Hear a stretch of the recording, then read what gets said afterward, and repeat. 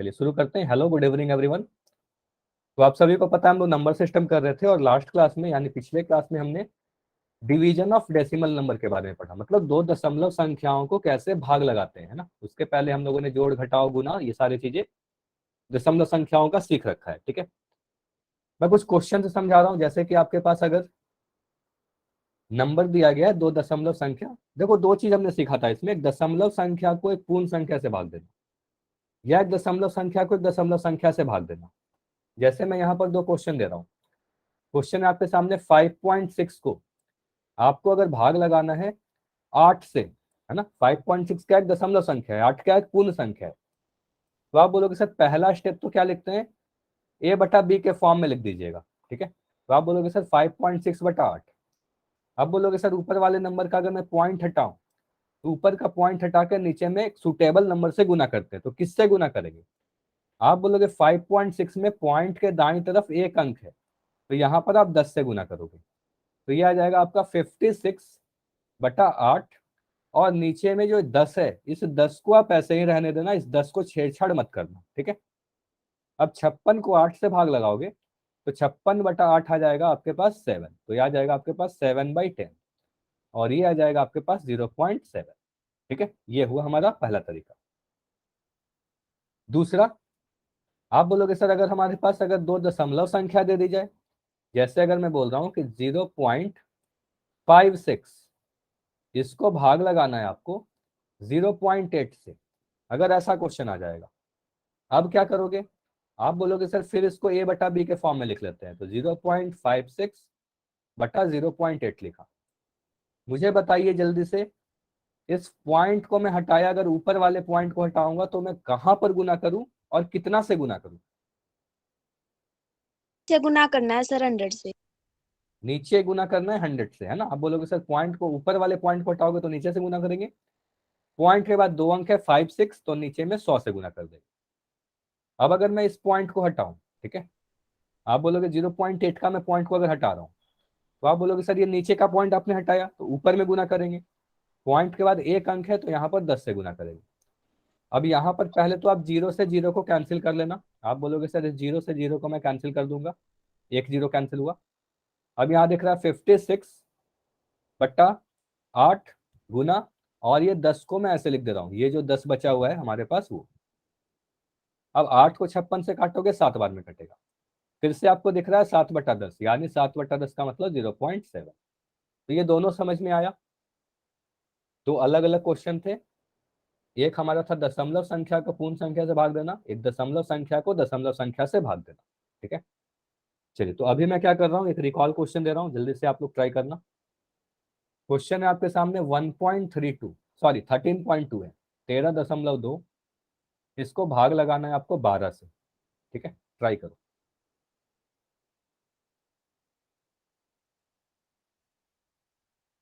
चलिए ट्राई कीजिए। 13.2 है, भाग लगाना है 12 से।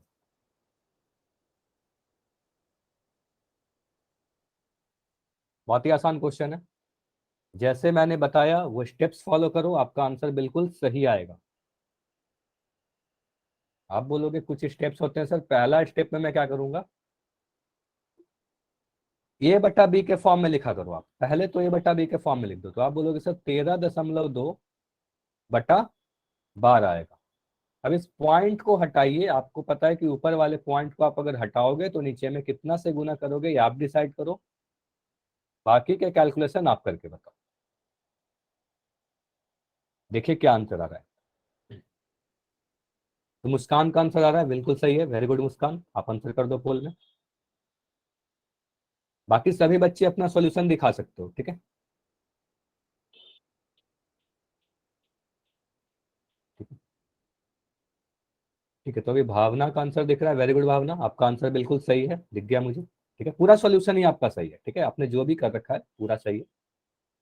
पोल में जाकर आंसर कर दो। 13.2 को भाग लगाना है 12 से, 13.2 डिवाइडेड बाई 12। तो अभी मुझे सारिका का आंसर दिख रहा है, थोड़ा पास ले जाओ कैमरा। ठीक है, बिल्कुल ठीक है सारिका, आप जाकर आंसर करिए।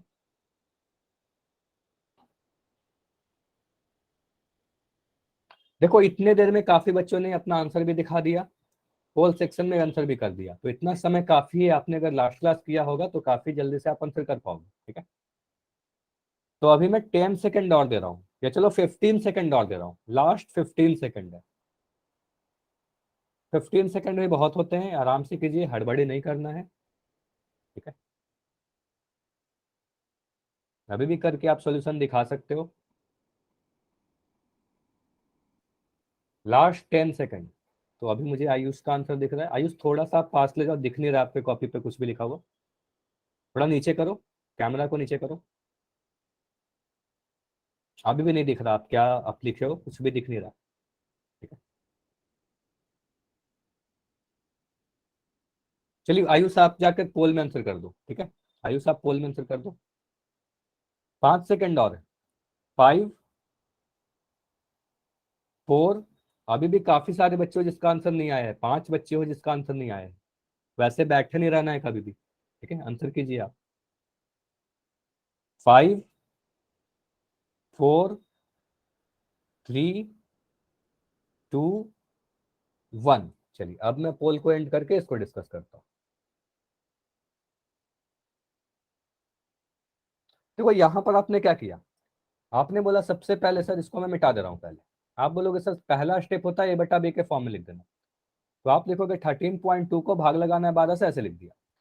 आपको पता है कि यहाँ पर अगर ऊपर वाले नंबर में मैं पॉइंट को हटाऊंगा तो नीचे में गुना करेंगे एक सुटेबल नंबर से। अब किस नंबर से गुना करोगे, आप बोलोगे दशमलव के बाद सर एक अंक है सिर्फ 2, तो आप 10 से गुना करोगे क्योंकि 10 में एक जीरो है, ठीक है।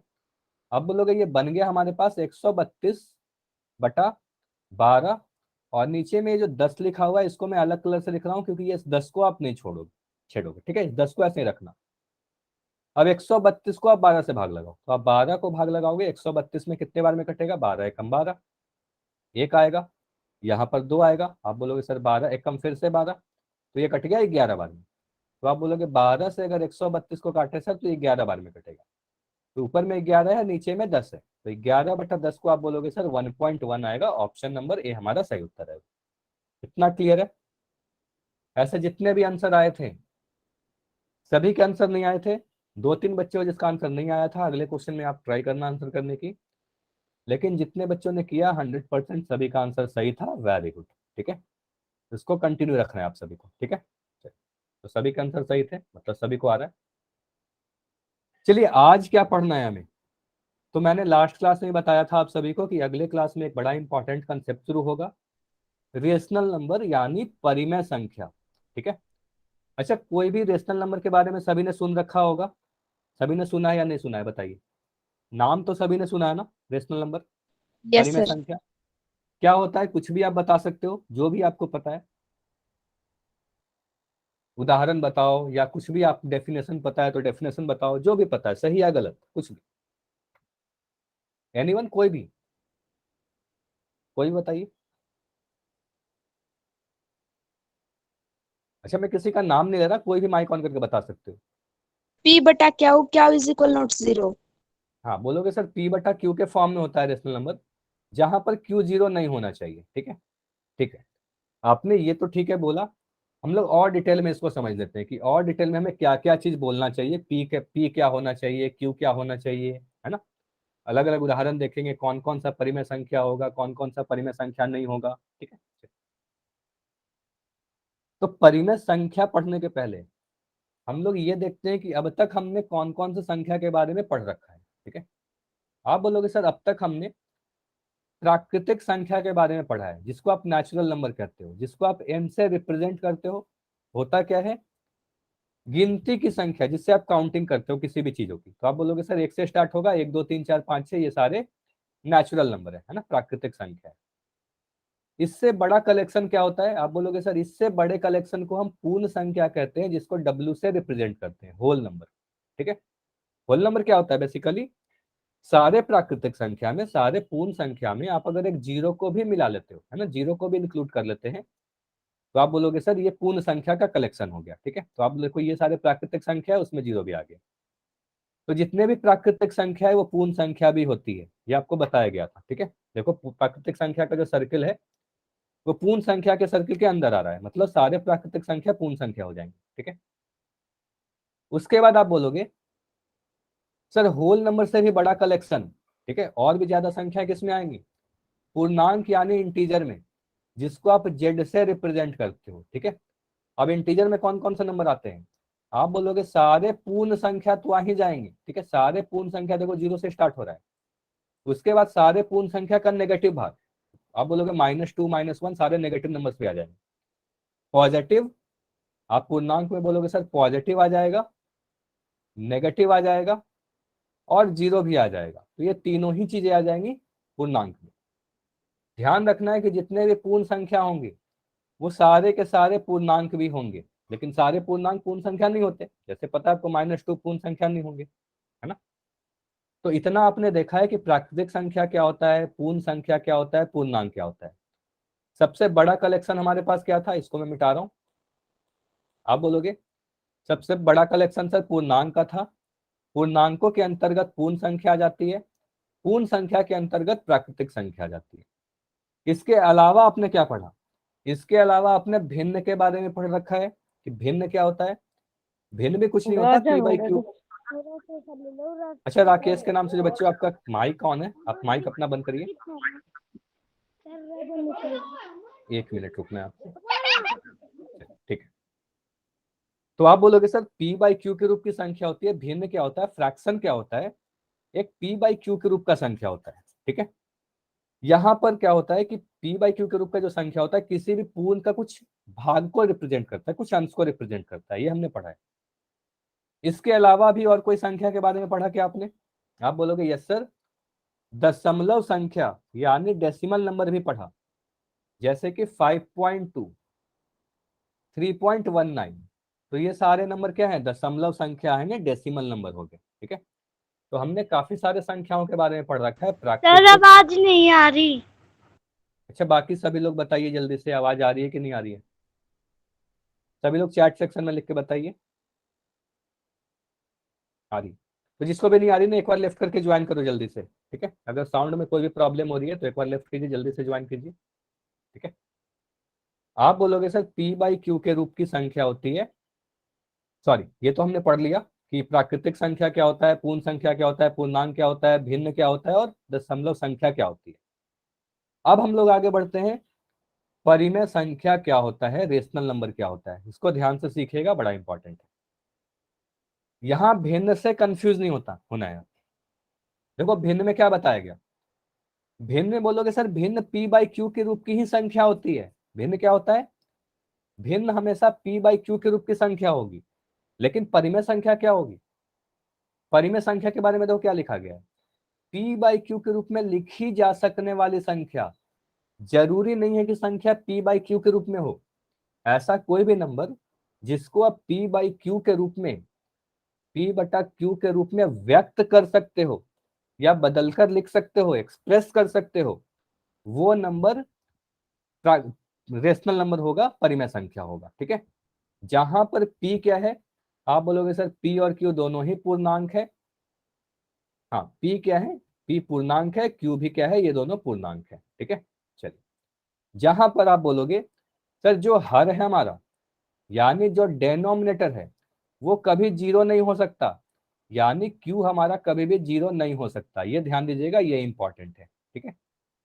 कि p तो 0 हो सकता है, ऊपर वाला 0 हो सकता है, नीचे वाला 0 नहीं हो सकता, ठीक है। आप बोलोगे हर सर कभी भी 0 नहीं हो सकता, ठीक है। जैसे कि अगर मैं लिखूं 3/5, तो 3/5 को आप क्या बोलोगे, परिमेय संख्या है कि नहीं, आप बोलोगे सर 3 एक पूर्णांक है, 5 भी एक पूर्णांक है, मतलब ये p बटा क्यू के रूप में भी लिखा गया है, p और q क्या है, पूर्णांक है ना, तो ये दोनों ही के दोनों मुझे पूर्णांक दिख रहे हैं, यानी इंटीजर दिख रहे हैं। तो आप बोलोगे सर ये हमारा एक परिमेय संख्या है ना, परिमेय संख्या है यानी रेशनल नंबर है, ठीक है। ये क्लियर हुआ, ये समझ में आया ना, काफी सारे उदाहरण लेंगे, उदाहरण से ही समझेंगे। अगर मैं यहाँ पर और भी नंबर लिख रहा हूँ, चलिए अगर मैं यहाँ पर लिख दूं, सर इसमें बस ये इम्पोर्टेंट है कि क्या उस 0 ना हो, वैसे कोई भी संख्या हो। नहीं अभी और भी काफी सारी चीज देखेंगे, अभी काफी सारी चीज इंपॉर्टेंट है जो आपको पता होनी चाहिए, ठीक है। अभी एक एक करके देखते हैं। अगर मैं यहाँ पर लिख दूं -3/2, बताइए यहाँ पर -3/2 में ये परिमेय संख्या है कि नहीं? आप बोलोगे सर ये p/q के रूप में लिखा गया है ना, p/q के रूप में लिखा गया है, जहां p का मान कितना है, p का मान -3 है, q का मान कितना है, q का मान 2 है ना। -3 और 2 क्या है, ये दोनों ही के दोनों पूर्णांक है ना, दोनों के दोनों इंटीजर है। तो आप बोलोगे सर -3/2 क्या है, ये रेशनल नंबर है ना, ये परिमेय संख्या है। ठीक है, ये समझ में आया? तो ये परिमेय संख्या है। क्लियर है? अब देखो अगर मैं यहाँ पर ध्यान देना, अगर मैं ऐसे लिख दूं, अगर मैं यहाँ पर लिख दूं 5, चलिए आप बोलोगे सर ये 5 परिमेय संख्या है कि नहीं है, जल्दी से बताइए तो, 5 परिमेय संख्या है कि नहीं है? यस और नो? देखो आप बोलोगे सर ये तो p/q के रूप में नहीं लिखा गया है, तो बिल्कुल मैं बोलूंगा ये p/q के रूप में नहीं लिखा गया है, लेकिन आपको क्या बोला गया, परिमेय संख्या p/q के रूप की संख्या नहीं होती। मतलब आपको ये जरूरी नहीं कि p/q के रूप में ही रहेगा। अगर किसी नंबर को आप p/q के रूप में एक्सप्रेस कर सकते हो, कैन बी एक्सप्रेस्ड, ऐसा बोला जाता है, कैन बी एक्सप्रेस्ड, मतलब अगर उसको p/q के रूप में व्यक्त कर सकते हैं तो वो परिमेय संख्या होगा।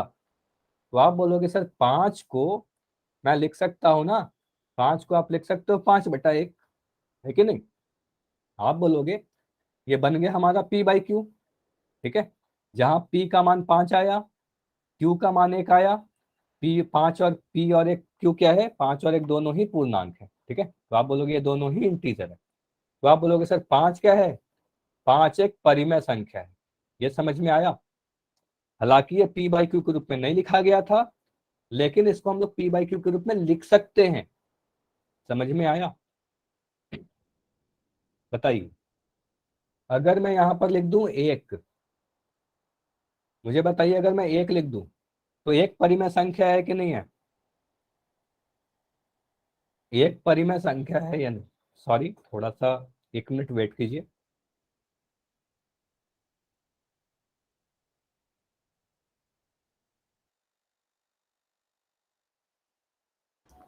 तो आप बोलोगे 1 को हम लिख सकते हैं सर 1/1, है ना, 1 को आप क्या लिख सकते हो, आप बोलोगे 1 को लिखा जा सकता है 1/1, और ये हमारा हो गया p/q के रूप में, जहां पर p भी पूर्णांक है, q भी पूर्णांक है। तो आप बोलोगे सर ये एक परिमेय संख्या है। ठीक है, तो 1/1 परिमेय संख्या है। समझ में आया? अगर उसको p/q के रूप में लिखा जा सकता है तो वो परिमेय संख्या हो जाएगा। ठीक है, अगर मैं यहां पर लिखूं -3, बताइए ये परिमेय संख्या है कि नहीं है? यस और नो? -3 को आप क्या लिखोगे, आप बोलोगे सर -3 को लिख सकते हैं ना, -3/1। अगर नंबर के नीचे कुछ भी नहीं है तो आप नीचे में 1 लिख दोगे। अब यहाँ पर मुझे दिख रहा है p का मान -3, q का मान 1। ठीक है, अब -3 भी एक पूर्णांक है, आपको पता है पूर्णांक क्या होता है, पूर्णांक पॉजिटिव भी हो सकता है, नेगेटिव भी हो सकता है, जीरो भी हो सकता है। तो आप बोलोगे सर -3 भी एक पूर्णांक है, 1 भी एक पूर्णांक है। तो आप बोलोगे सर -3 क्या है, एक परिमेय संख्या है ना। तो ये समझ में आ रहा है कि जितने भी पूर्ण संख्या हैं, जितने भी परिमेय संख्या हैं, वो सारे के सारे परिमेय संख्या हो जाएंगे। ठीक है, ये समझ में आया कि जितने भी पूर्ण संख्या हैं, जितने भी प्राकृतिक संख्या हैं, जितने भी पूर्णांक हैं, ठीक है, ये सारे के सारे परिमेय संख्या के अंतर्गत आ जाएंगे। ठीक है, क्योंकि कोई भी प्राकृतिक संख्या, कोई भी पूर्णांक को आप लिख दोगे 10 को, तो आप बोलोगे सर ये 10/1 हो जाएगा, है ना, ये p/q के रूप में आ गया, ये p है ये q है, तो ये परिमेय संख्या हो जाएगा। यस, ठीक है। चलिए अब ये ध्यान दीजिएगा, अगर मैं ऐसे लिख दूं 0 को, बताइएगा 0 परिमेय संख्या है क्या, शून्य हमारा परिमेय संख्या है? यस और नो? बताइए।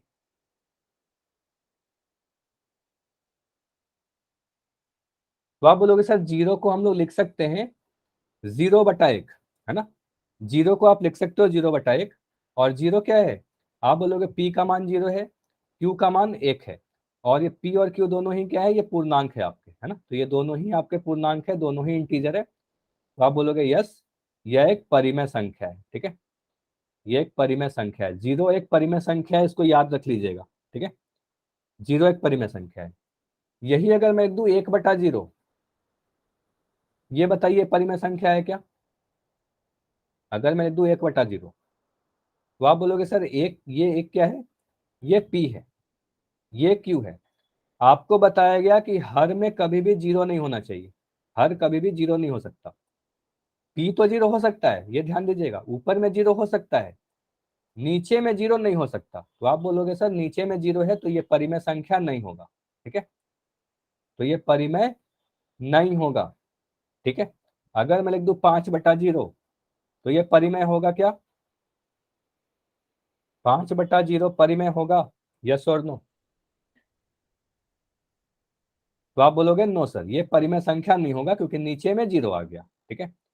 वही अगर मैं लिख दूं 0/5 तो ये परिमेय संख्या होगा कि नहीं? तो आप बोलोगे सर 0/5 परिमेय संख्या हो जाएगा, ये यस, ठीक है। तो ऊपर में अगर 0 है तो वो परिमेय होगा, नीचे में 0 होगा, परिमेय संख्या नहीं, ठीक। अब अगर मैं दशमलव संख्या लिख दूं, जैसे यहां पर मैं लिख दूं 2.1, मुझे बताइए, देखो ये भी पी बाई क्यू के रूप में नहीं लिखा गया है ना, 2.1 पी बाई क्यू के रूप में नहीं है, लेकिन आप इसको लिख तो सकते हो ना, 2.1 बटा, आप बोलोगे सर इस पॉइंट को हटाकर 10 लिख देंगे, तो ये हमारे पास आया 21/10। तो आप 2.1 को एक्सप्रेस कर सकते हो पी बाई क्यू के रूप में, है ना, पी बाई क्यू के रूप में। तो आप बोलोगे सर यहाँ पर पी और क्यू दोनों ही क्या दिख रहे हैं, पी का मान 21 जो कि एक पूर्णांक है, क्यू का मान 21, सॉरी पी का, क्यू का मान 10, है ना। तो आप बोलोगे ये दोनों ही क्या है सर, पूर्णांक है। तो आप बोलोगे सर ये 2.1 क्या है, ये एक प्रकार का परिमेय संख्या है। तो जितने भी दशमलव संख्या है वो सारे के सारे परिमेय संख्या के अंदर आ जाएंगे। क्लियर हुआ? सारे दशमलव संख्या परिमेय संख्या होंगी। क्लियर हुआ? बताइए अगर मैं लिख दूं यहां पर माइनस का 5.29, बताइए परिमेय संख्या है कि नहीं है?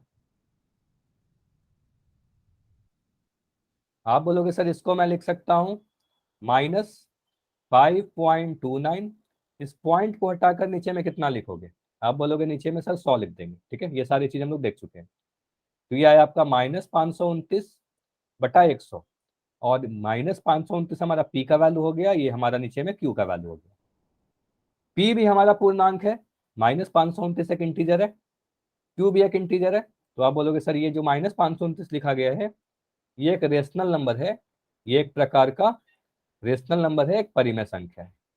इतना क्लियर है कि जितने भी दशमलव संख्या हो गए, पॉजिटिव रहे या नेगेटिव रहे, वो परिमेय संख्या के अंदर ही आएंगे, ठीक है। तो हमने क्या क्या सीखा, जितने भी प्राकृतिक संख्या थे वो सारे के सारे परिमेय संख्या होंगे, जितने भी पूर्णांक है सारे के सारे प्राकृतिक संख्या होंगे, जितने भी पूर्ण संख्या है प्राकृतिक संख्या होंगे, जितने भी दशमलव संख्या है वो प्राकृतिक, सॉरी परिमेय संख्या होंगे, ठीक है।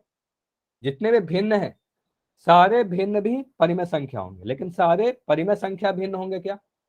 बताइए, ये ध्यान दीजिएगा। जितने भी भिन्न है आपके पास, जैसे मैं लिख दूं 3/4 तो आप बोलोगे सर ये परिमेय संख्या भी होगा, लेकिन सारे परिमेय संख्या भिन्न होगा क्या? बताइए, यस और नो? सारा परिमेय संख्या भिन्न होगा? नहीं।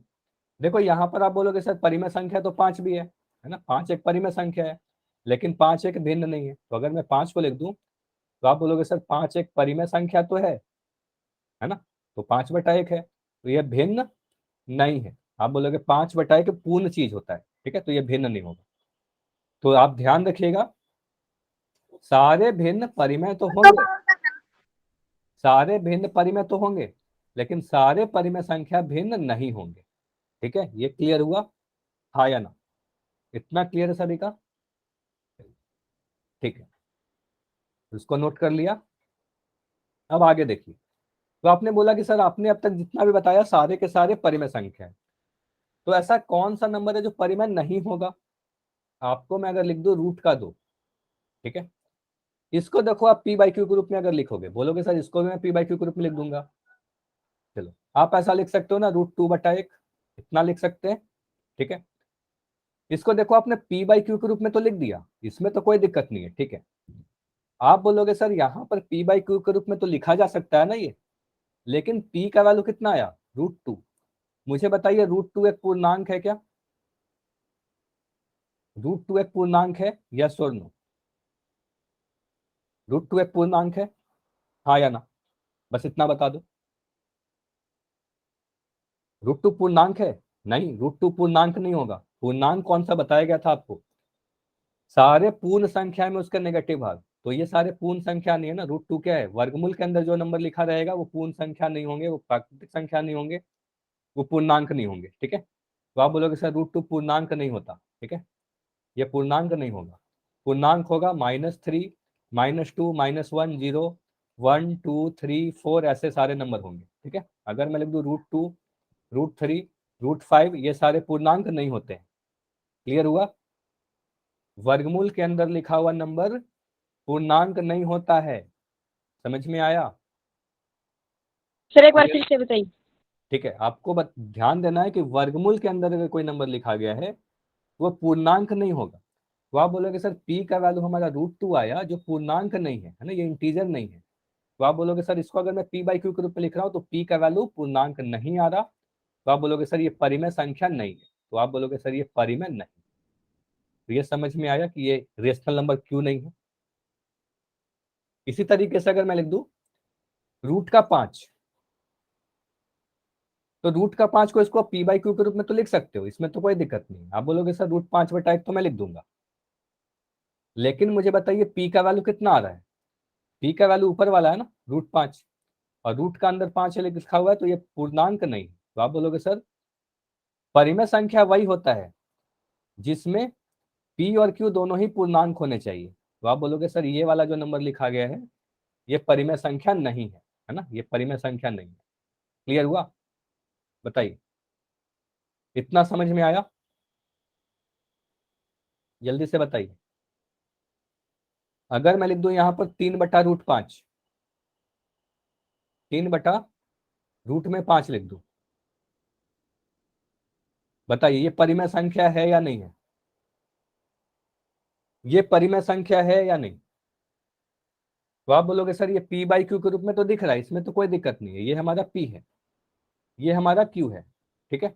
लेकिन q का वैल्यू क्या आया, q का वैल्यू √5 है, p हमारा पूर्णांक है, ठीक है, p हमारा पूर्णांक है, p का वैल्यू जो 3 दिख रहा है, आप बोलोगे p का वैल्यू 3 तो पूर्णांक है, लेकिन q क्या है, q पूर्णांक नहीं है ना। आप बोलोगे सर q पूर्णांक नहीं है, और अगर ये पूर्णांक नहीं है तो आप बोलोगे सर ये परिमेय संख्या नहीं होगा, ठीक है, तो ये परिमेय नहीं होगा। क्लियर है, उसके बाद ध्यान दीजिएगा, क्या वर्गमूल के अंदर लिखा हुआ सारा नंबर परिमेय नहीं होगा।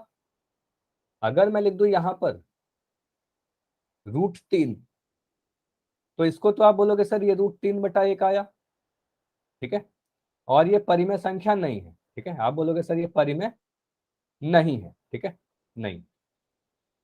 लेकिन अगर मैं लिख दूं √4, वर्गमूल के बारे में सभी ने पढ़ा है ना, वर्गमूल क्या होता है, स्क्वायर रूट क्या होता है, देखो मैं समझा दे रहा हूं।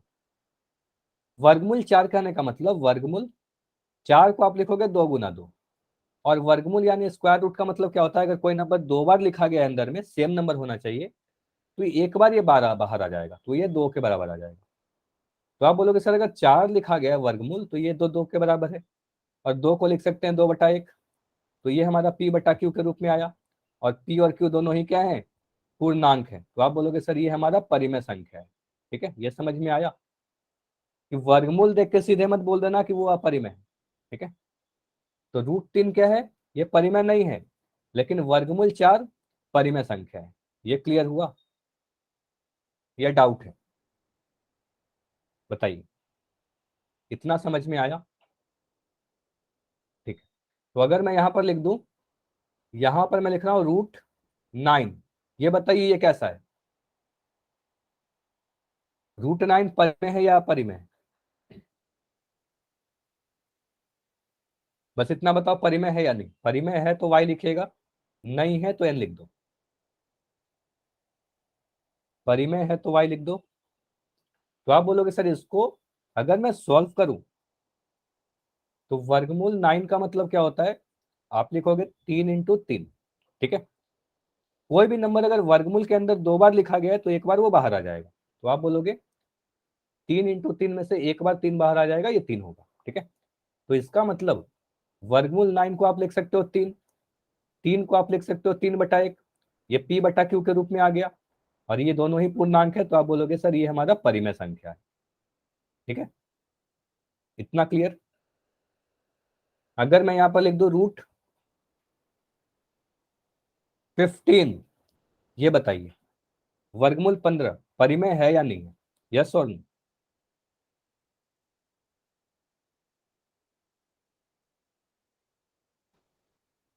बस इतना आपको बताना है कि वर्गमूल 15 परिमेय है या नहीं है। तो आप बोलोगे सर वर्गमूल 15 को आप अगर सॉल्व करोगे तो अंदर में क्या लिखोगे, 3 इंटू 5। अब कोई भी नंबर 2 बार रिपीट नहीं हो रहा है ना, तो आप बोलोगे सर ये वर्गमूल 15 ही रह जाएगा, और इसको 15/1 लिखेंगे, तो ये हमारा ऊपर में जो नंबर दिख रहा है, अंश जो दिख रहा है ना, जो न्यूमरेटर दिख रहा है, वो पूर्णांक नहीं है ना, ये पूर्णांक नहीं है, तो ये परिमेय संख्या नहीं होगा, है ना, तो ये परिमेय नहीं होगा, ठीक है। तो ये ध्यान दीजिएगा कि वर्गमूल देख के भी आपको डिसाइड करना होगा। अच्छा, √8 के बारे में बताइए, √8 परिमेय है कि नहीं है, परिमेय है या नहीं है, यस और नो। √8 वर्गमूल 8, देखो वर्गमूल 8 को आप क्या लिखोगे, वर्गमूल 8 को लिखोगे 2 इंटू 2 इंटू 2 ना, 8 को आप अगर तोड़ोगे तो 2 गुना 2 4 होगा, 4 गुना 2 8 होगा, ठीक है। तो यहां से अगर आप सॉल्व करोगे तो आपको पता है कि 2 नंबर जो लिखा रहता है एक बार बाहर आ जाएगा, तो यहां से 2 और 2 क्या होगा, एक बार बाहर आएगा, और ये वाला जो 2 है ये अंदर ही आ जाएगा, 2√2 आ जाएगा, ठीक है। अब 2√2 आएगा तो इसको क्या करेंगे, आप बोलोगे 2√2/1 लिख देंगे। अब यहाँ पर बताओ p का वैल्यू कितना है, p का वैल्यू 2√2 है, q का वैल्यू 1 है, तो आप बोलोगे सर ये जो p आया ये पूर्णांक नहीं है ना, ये पूर्णांक नहीं है, तो पूर्णांक नहीं है तो ये परिमेय संख्या नहीं है, ठीक है, तो परिमेय नहीं। समझ में आया, 4√2 नहीं 2√2, समझ में आया, इतना क्लियर है। कोई भी डाउट हो तो पूछ लीजिए, ठीक है। चलिए, तो आगे बढ़ते हैं, देखते हैं क्या क्या चीजें यहाँ पर लिखी गई है।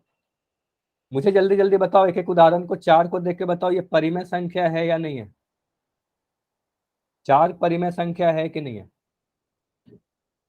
तो बोलेंगे यस सर 4 को हम लिख सकते हैं 4/1, p/q के रूप में आ गया, तो ये परिमेय संख्या है। तो हमेशा ध्यान रखिएगा, परिमेय संख्या जरूरी नहीं कि p/q के रूप में लिखा रहेगा, आपको p/q के रूप में अगर लिख सकते हैं, एक्सप्रेस कर सकते हैं, तो परिमेय हो जाएगा, ठीक है। तो आप बोलोगे सर यस परिमेय संख्या। -7/8 के बारे में बताइए, ये परिमेय संख्या है कि नहीं। आप बोलोगे तो साफ दिख रहा है सर p/q के रूप में, p का वैल्यू मुझे दिख रहा है -7, q का वैल्यू मुझे दिख रहा है 8, है ना, ये दोनों ही पूर्णांक है, तो आप बोलोगे यस ये भी एक परिमेय संख्या है, ठीक है। मुझे 1.5 के बारे में बताओ। आप बोलोगे 1.5 क्या है सर, 1.5 को अगर पॉइंट को हटा देंगे तो 10 आ जाएगा नीचे में, इसको सिंप्लीफाई करके 5 या 15, 5 दूनी 10 लिख देंगे, है ना। तो ये 1.5 लिखने का मतलब ये 3/2 है ना। आप देखो 1.5 p/q के रूप में नहीं लिखा गया था, लेकिन आपने इसको p/q के रूप में व्यक्त कर दिया, जहां पर p पूर्णांक है, q पूर्णांक है ना, तो बोलेंगे ये हमारा परिमेय संख्या है, और q 0 के बराबर नहीं है, ठीक है, हर 0 नहीं है। चलिए ये वाला बताइए, ये परिमेय संख्या है क्या। तो आप बोलोगे √5, √5 कैसा है, परिमेय संख्या नहीं है सर, इसको अपरिमेय कहते हैं, इरेशनल कहते हैं, ठीक है। इरेशनल के बारे में आगे पढ़ेंगे। अभी देखो अगर मैं आपसे बोलूं कि इसको भी तो मैं लिख सकता हूं ना √5/1, ठीक है, इसको आप अगर लिख दोगे, और अगर मैं बोलूं कि इसको मैं √5/1 लिखकर मैं बोलूं कि इसको भी तो मैं p/q के रूप में लिख दिया, तो आप क्या बताओगे, तो ये परिमेय है क्या। अगर मैं आपसे बोलूं कि इसको भी तो मैंने p/q के रूप में लिख दिया, नो सर। तो क्यों परिमेय नहीं है ये, बताइए, ये परिमेय क्यों नहीं है। आप बोलोगे सर सर, √5 टीचर नहीं है। हाँ बोलोगे सर ऊपर में जो p आया है, p इंटीजर नहीं है, ये पूर्णांक नहीं है, जबकि p और q दोनों पूर्णांक होने जरूरी है, ठीक है। तो बोलोगे सर ये वाला जो नंबर है ये परिमेय संख्या नहीं, ठीक है, ये परिमेय नहीं। ठीक है, चलिए अब इसके आगे देखो लिखा गया 0 एक परिमेय संख्या है। आपको बता चुका हूं मैं कि 0 क्या है, एक परिमेय संख्या, ये याद रख लीजिएगा, वेरी इंपॉर्टेंट है। आपके एग्जाम में सीधे पूछा जाएगा कि शून्य को आप लिख सकते हो 0/1। आप बोलोगे सर पी का वैल्यू हमारे पास कितना आया, पी का वैल्यू 0 आया, क्यू का वैल्यू 1 आया। क्यू देखो 0 नहीं है, पी 0 हो सकता है, पी और क्यू दोनों ही पूर्णांक है, तो आप बोलोगे 0 भी एक परिमेय संख्या है, रेशनल नंबर है। क्लियर है? वही अगर मैं दूं 0/0, तो बताइए 0/0 परिमेय संख्या होगा क्या? आप बोलोगे नो, 0/0 परिमेय संख्या नहीं होगा। ठीक है, 0/0 परिमेय संख्या नहीं होगा, ये अनडिफाइंड क्वांटिटी अपरिभाषित है। तो आप बोलोगे सर यहाँ पर लास्ट में नीचे में 0 दिख रहा है, तो हर में कभी भी अगर 0 दिख जाए ना, तो हर में अगर 0 आ गया तो बोलना कि वो परिमेय नहीं है, सीधे इतना याद रख लो। ठीक है, क्यू कभी भी 0 नहीं हो सकता। ठीक है, अगर मैं लिख दूं यहां पर √16, मुझे बताइए परिमेय संख्या है कि नहीं है? वर्गमूल 16 परिमेय है या नहीं? यस और नो? 16 को आप लिखोगे 4 × 4, है ना, और 4 × 4 अगर कोई नंबर 2 बार लिखा गया है तो आप क्या करोगे, कोई भी नंबर अगर 2 बार लिखा गया है तो 1 बार बाहर आ जाएगा, तो आप बोलोगे सर ये 4 आएगा। और 4 को 4/1 लिख सकते हैं, तो वर्गमूल 16 का मतलब होता है 4/1। तो ये हमारे पास परिमेय संख्या होगा, p/q के रूप में आ गया। ठीक है, अगर मैं लिख दूं यहां पर √10, ये बताइए √10 परिमेय संख्या है क्या? हाँ या ना? Yes, sir. सोच के बताइए, देखो इसको सॉल्व करके। आप बोलोगे √10 को लिखूंगा अगर तोड़ के, तो इसको क्या लिखोगे, 2 × 5 लिखोगे ना। अब कोई भी नंबर अगर सेम रहेगा 2 बार तभी बाहर आएगा, है ना, ये दो अलग अलग है ना, जोड़ा बनाना रहता है आपको। तो 5 2 में ऐसे ही रहेगा, कुछ भी बाहर नहीं आएगा, तो ये √10 का √10 ही रह जाएगा। आप बोलोगे √10 सर हमारा ये जो है पूर्णांक नहीं है, तो ये परिमेय संख्या नहीं होगा। क्लियर हुआ? तो वर्गमूल के अंदर जो नंबर रहेगा तो आपको ध्यान देना है। ठीक है, ये याद कर लो। मैं कुछ नंबर्स लिख दे रहा हूं। अगर मैं वर्गमूल 1 लिख रहा हूं तो इसका मतलब 1 होता है। अगर मैं लिख रहा हूं वर्गमूल 4 तो इसका मतलब 2 होता है। अगर मैं लिखूं वर्गमूल 9 तो इसका मतलब 3 होता है। अगर मैं लिखूं वर्गमूल 16 तो इसका मतलब 4 होता है। अगर मैं लिखूं वर्गमूल 25 तो इसका मतलब 5 होता है। वर्गमूल 36 का मतलब 6 होता है। ठीक है, तो इतना याद रख लीजिएगा। ठीक है, आगे भी याद रख सकते हो, वर्गमूल 49 का मतलब 7 होता है। वर्गमूल 81, सॉरी 64 होगा। वर्गमूल 64 का मतलब 8 होता है। वर्गमूल 81 का मतलब 9 होगा, और वर्गमूल 100 का मतलब 10 होगा। तो इतना ध्यान रखिएगा। इतना याद हुआ सभी को? इसको नोट कर लीजिए, स्क्रीनशॉट ले लो, जल्दी से इस पेज की स्क्रीनशॉट ले लो। ले लिया सभी ने? ठीक है, आगे बढ़ते हैं। चलो यहां पर 1 मिनट।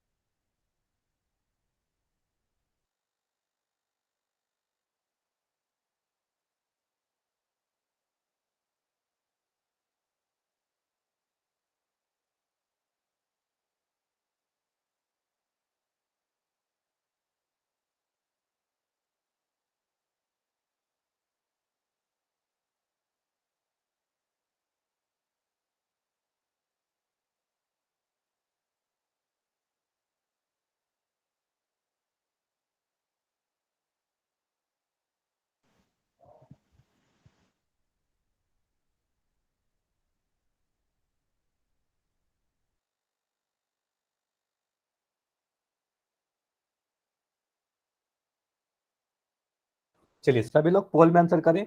यहां पर आपको बताना है कौन सा परिमेय संख्या नहीं है।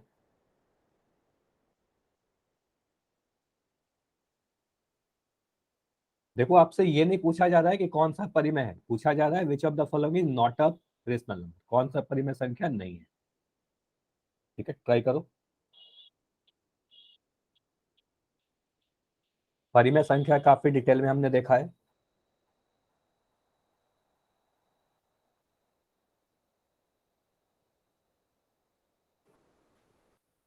ठीक है, काफी सारे आंसर आ गए, वेरी गुड।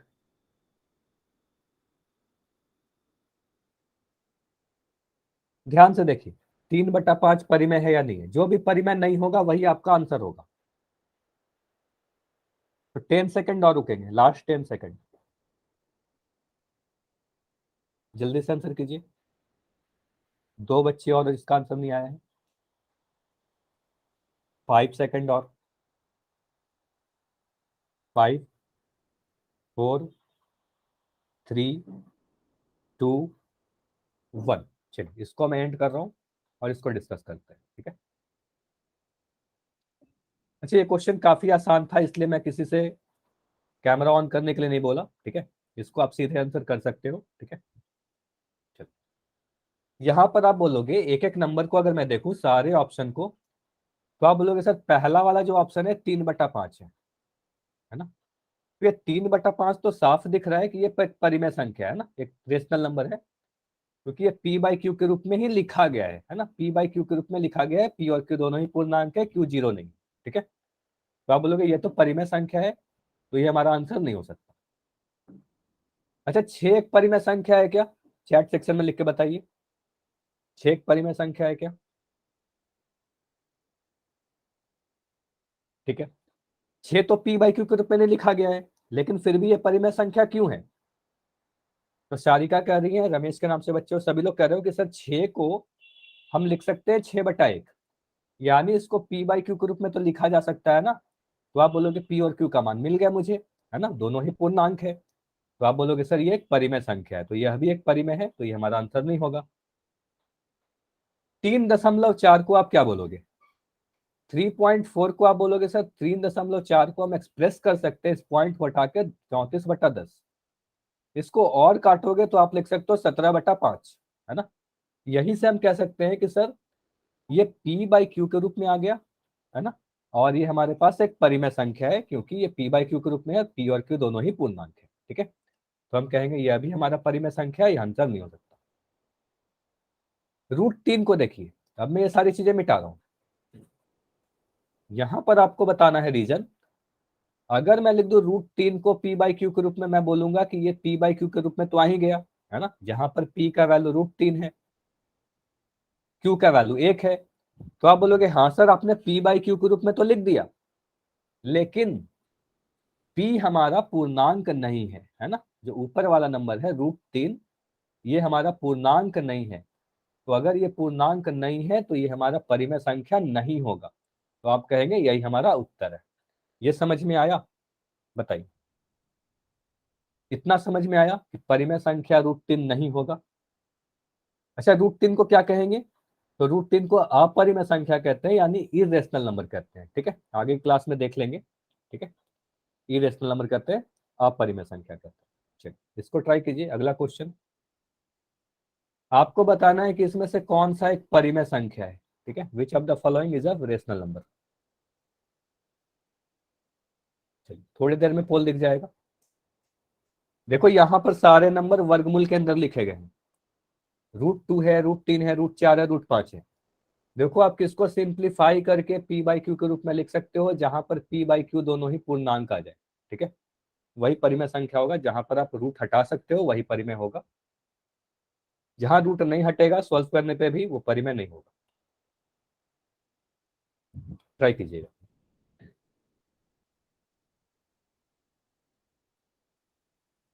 बहुत आसान है, काफी बार मैंने इसको डिस्कस किया है। √2, √3, √4, √5 में कौन सा एक परिमेय संख्या है? तो ये ध्यान दीजिएगा, जरूरी नहीं कि सिर्फ रूट देख के आप बोलना कि ये परिमेय नहीं है, आप उसको सॉल्व करके देखिएगा। ठीक है, कि कहां पर वर्गमूल हटाया जा सकता है। ठीक है, ट्राई कीजिए। तो अभी तक जितने आंसर आए हैं सभी के आंसर सही आए हैं, वेरी गुड।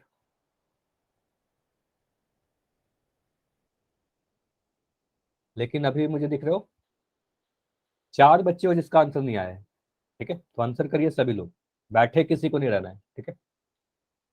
कौन सा परिमेय संख्या है इसमें? 10 सेकंड और है, लास्ट 10 सेकंड, जल्दी से आंसर कीजिए।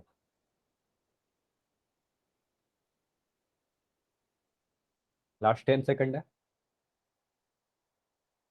5 सेकंड और, 2 बच्चे और हो बस। 5 4 3 2 1। चलिए इसको समझते हैं। आप बोलोगे सर आपने क्या बताया, वर्गमूल वाला जो नंबर होता है उसको आप सिंप्लीफाई करके लिखोगे, मतलब √2 को तो आप √2 ही लिख सकते हो, उसको तो कुछ भी आप सिंप्लीफाई नहीं कर सकते, है ना।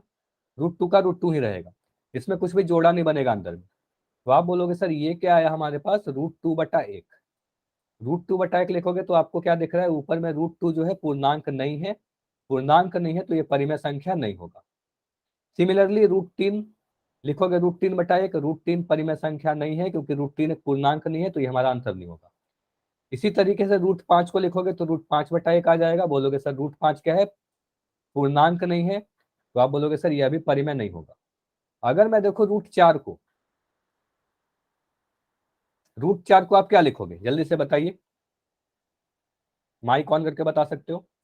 √4 को आप क्या लिखोगे? 2 × 2। तो आप बोलोगे √4 को मैं लिख सकता हूँ वर्गमूल 2 × 2। और अगर कोई नंबर अगर 2 बार अंदर में लिखा गया है तो वो नंबर क्या होता है, एक बार बाहर आ जाएगा, तो इसका मतलब 2 के बराबर हो जाएगा। तो इसका मतलब समझ में आ रहा है, वर्गमूल 4 का मतलब ये 2 के बराबर है, ठीक है। और वर्गमूल 4 को 2 लिखा तो आपने 2/1 लिख दिया, तो आप बोलोगे सर पी का वैल्यू 2 आ गया, क्यू का वैल्यू 1 आ गया, है ना। पी क्यू क्या है, दोनों ही पूर्णांक दिख रहे हैं, क्यू 0 नहीं है, तो आप बोलोगे सर ये √4 जो था, भले ही यहाँ पर वर्गमूल लिखा हुआ है, स्क्वायर रूट लिखा गया है, लेकिन यह एक परिमेय संख्या है, ठीक है। यह एक परिमेय संख्या, यही हमारा उत्तर होगा। ये क्लियर हुआ? बताइए, इतना समझ में आया? कोई भी डाउट है तो पूछ लीजिए, ऐसे सभी के आंसर सही थे इस क्वेश्चन में, सिर्फ एक आंसर गलत था, ठीक है, क्लियर हो गया। तो अब अगर मैं कुछ नंबर दे दूं तो आप वहां पर बता दोगे कौन सा नंबर परिमेय है, कौन सा नंबर परिमेय नहीं है, ठीक है। परिमेय संख्या के अंतर्गत कौन कौन सी संख्या आती है, चलिए आगे बढ़ते हैं, थोड़ा समय बचा हुआ है। तो ऑपरेशन ऑन रेशनल नंबर मतलब परिमेय संख्याओं पर संक्रिया, फिर से हम लोग देखते हैं रेशनल नंबर को कैसे जोड़ेंगे, घटाएंगे, गुना करेंगे, भाग करेंगे। तो जो भी रूल्स आपके भिन्न में थे, जो फ्रैक्शन में थे, क्योंकि आपको पता है कि फ्रैक्शन क्या होता है, p/q के रूप की नंबर होती है, रेशनल नंबर भी p/q के रूप का नंबर था, है ना। तो हम लोग क्या करते हैं, इसको जोड़ने घटाने के लिए सीखते हैं, ठीक है। चलिए अगर पहले मैं दूं 7/8 और 5/3 को जोड़ दूं, तो ये सभी लोग कर सकते हो, रूल आप सभी को पता है। आप बोलोगे सर अगर मुझे 7/8 को जोड़ना हो 5/3 के साथ, ठीक है, आपको पता है क्या करोगे आप पहले हर का एलसीएम निकालोगे, जो भी नियम था पहले वाला वही नियम लगा। हर क्या है हमारे पास, 3 और 8, ठीक है, 3 और 8 का आप एलसीएम ले लो। आप बोलोगे सर यहाँ पर मैं 3 से भाग लगाऊंगा, 3 एकम 3, 3 के टेबल में 8 नहीं आता तो 8 लिख दोगे ऐसे ही। अब 2 से भाग लगाओगे, प्राइम नंबर से ही करोगे आप, तो 1 2 चौके 8, फिर 2 से करोगे 1 2 दूनी 4, फिर 2 से करोगे 1 और 2 एकम 2, तो यहाँ से मिल रहा है 3 × 2 × 2 × 2, यानी एलसीएम कितना आ रहा है, तो एलसीएम बोलोगे सर 3 दूनी 6 और यहाँ पर 4, यानी एलसीएम तो 24 आ रहा है। इतना क्लियर है, एलसीएम 24 आ रहा है, इतना क्लियर है सभी का, इतना क्लियर है। तो एलसीएम मैंने लिख दिया यहाँ पर नीचे में 24, ठीक है। अब क्या करोगे, आप बोलोगे सर पहले वाले परिमेय संख्या, पिछले बार मैं भिन्न बोल रहा था, अभी परिमेय संख्या कर रहा हूँ क्योंकि परिमेय संख्या पढ़ रहा हूँ, ठीक है। आप बोलोगे पहले वाले रेशनल नंबर का जो हर है हमारा 8 का टेबल में, देखिए 24 कितने बार में आएगा, तो 3 बार में आएगा। तो इस 7 की गुना कर दोगे आप 3 से, ठीक है, इस 7 की गुना करोगे 3 से, क्योंकि 8 के टेबल में 24 3 बार में आता है। यहाँ पर प्लस है, मैं यहाँ पर प्लस लगा दिया। यहाँ पर मैं 5 लिख के आपसे पूछ रहा हूँ, यहाँ पर आप क्या लिखोगे बताइए, इस बॉक्स में आप क्या फिल करोगे? 8। आप बोलोगे 3 के टेबल में सर 24 8 बार में आता है, तो 5 को 8 से गुना कर देंगे, ठीक है। 3 के टेबल में 24 8 बार में आता है तो 5 को 8 से गुना करेंगे। कोई भी ये सारी चीजें में अगर डाउट है तो पूछ लिया करो, क्योंकि ये सारी चीज हम लोग फ्रैक्शन में कर चुके हैं। 7 या 21 आएगा आपका, 8 पंजे 40 आएगा और नीचे में 24 आएगा, और 21 और 40 को जोड़ोगे तो आपको मिलेगा 61/24। इतना क्लियर है सभी का? 61/24 आंसर आएगा। ठीक है, चलिए तो एक क्वेश्चन में दे रहा हूं, इस क्वेश्चन को आप सॉल्व करके बताइए। ठीक है, एक क्वेश्चन दे रहा हूं,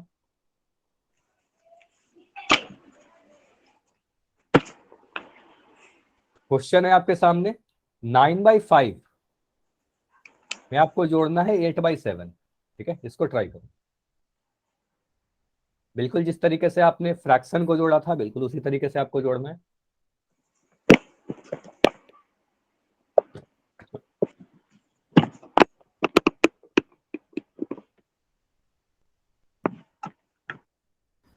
अच्छा, इस क्वेश्चन को करने के बाद आप अपना कैमरा ऑन करके दिखा सकते हो। कैमरा ऑन करके दिखाइएगा।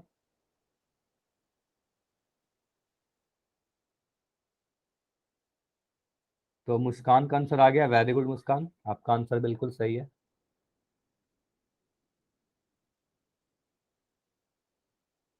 पोल में आंसर कर दो, देखो पोल दिख जाएगा आपको। Question number 82।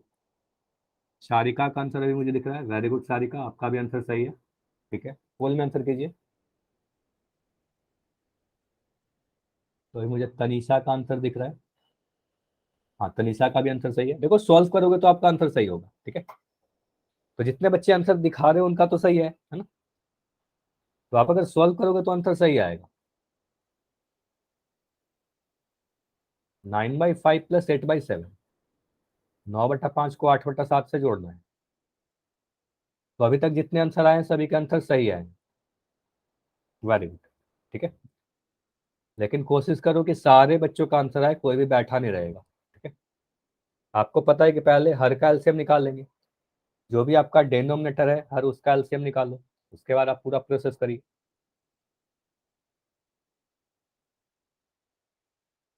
ठीक है, वेरी गुड, अभी तक जितने आंसर आए सभी के आंसर सही आए, सिर्फ 4 बच्चे और हो, 4 बच्चे और हो, जल्दी से आंसर करो फिर मैं पोल को एंड करूंगा। 15 सेकंड और दे रहा हूँ, लास्ट 15 सेकंड। 3 बच्चे और, 2 बच्चे और लास्ट, सिर्फ 2 बच्चे और, 5 सेकंड और, 5 4 3 2 1। चलिए, एंड अगेन मैं क्वेश्चन को सॉल्व करने के पहले आप सभी को बोलूंगा very good all of you, क्योंकि जितने भी आंसर आए 100% सभी के आंसर सही आए। ठीक है, इसका मतलब आप सभी को आ रहा है इसको जोड़ने। तो एक बार मैं जल्दी से बस जोड़ दे रहा हूँ। आप बोलोगे सर इसका एलसीएम निकालेंगे, नीचे में 5 और 7 दोनों ही अभाज्य संख्या है, तो नीचे में क्या करोगे, 5 और 7 को गुना कर दोगे और अब बोलोगे एलसीएम सर 35 आएगा, है ना? अभाज्य संख्या में एलसीएम सीधे सीधे हम लोग गुना करके भी निकाल सकते हैं। तो आप बोलोगे सर नीचे में 35 लिख देंगे। मुझे बताइए 9 की गुना आप किस नंबर से करोगे? सर 7। आप बोलोगे सर पहले वाले परिमेय संख्या की 5 के टेबल पढ़ेंगे, 35 7 बार में आता है, तो ऊपर वाले अंश को 7 से गुना कर देंगे, 9 गुना 7। 8 को कितना से गुना करेंगे? सर 5। बोलोगे 7 के टेबल में 35 सर 5 बार में आता है, तो 8 को 5 से गुना कर दो। अब यहाँ पर बोलोगे 7 9 63, 8 पंजे 40 और यहाँ पर 35, यानी आपको मिलेगा सर 63 में 40 को जोड़ोगे तो 103/35। ये समझ में आया सभी का? आंसर ऐसे सभी के सही थे, 1-2 बच्चों का आंसर नहीं आया था। इतना क्लियर है? बताइए, जिसका भी नहीं हुआ था वो बताइए। ऐसे मैक्सिमम सभी के आंसर आ गए थे। चलिए, तो आज हम लोग इतना ही रखते हैं, इसके आगे की क्वेश्चन हम लोग अगले क्लास में करते हैं। सारी चीज समझ में आ गई तो यस लिख दीजिए, कोई भी डाउट है ट्वेन लिख सकते हो, अपना डाउट लिख सकते हो। ठीक है, डाउट पूछ करके लेफ्ट करना है, होमवर्क नोट कीजिएगा।